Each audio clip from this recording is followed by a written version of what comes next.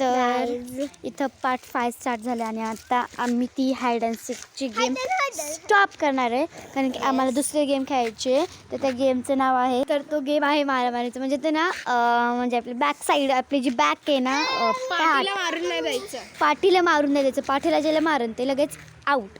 तर let get त्याला पण तर सांग. हां पाठीला मारायचा नाही, आता नाही. तर बघ असं बघ असं असं मारायचं.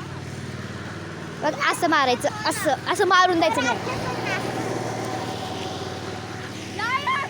1 2 3